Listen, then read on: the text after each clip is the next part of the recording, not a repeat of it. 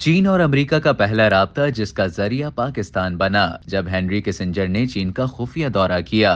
عوامی جمہوریہ چین پاکستان کا حقیقی دوست ملک ہے۔ یہ رشتہ ماہو سال کے دوران پیدا ہوئے نشیب و فراز سے بالاتر ہے۔ 1949 میں انقلاب آنے کے بعد سے چین یورپ اور امریکہ کے لیے انجان ملک تھا۔ وہ کمپیوٹر اور سوشل میڈیا کا زمانہ نہیں تھا، لہٰذا دوسرے ملکوں کے بارے میں معلومات بھی عام نہیں تھی۔ امریکہ نے چین کو جانچنے کے لیے امریکی صدر نکسن کے مشیر قومی سلامتی ہنری کسنجر کو پاکستان روانہ کیا۔ یہاں سے خفیہ طور پر ہنری کسنجر چین پہنچ گئے۔ یہ چین اور امریکہ کے درمیان پہلا رابطہ تھا جس کا ذریعہ پاکستان بنا تھا۔ خبروں میں بتایا گیا کہ ہنری کسنجر کی طبیعت خراب ہو گئی تھی۔ وہ نتھیا گلی مری میں آرام کر رہے تھے، لیکن امریکہ کے مشیر قومی سلامتی نے 9 سے 11 جولائی تک چین میں قیام کیا، جس کے دوران چین کے وزیر اعظم چو ان لائے سے بھی ان کی ملاقات ہوئی۔ اس خفیہ دورے کا انکشاف اس وقت ہوا جب 15 جولائی کو امریکی میڈیا نے خبر نشر کی کہ امریکی صدر نکسن نے عوامی جمہوریہ چین کے وزیر اعظم چو ان لائے کی جانب سے چین کے دورے کی دعوت قبول کر لی ہے۔ اس کے فوری بعد 19 اگست 1971 کو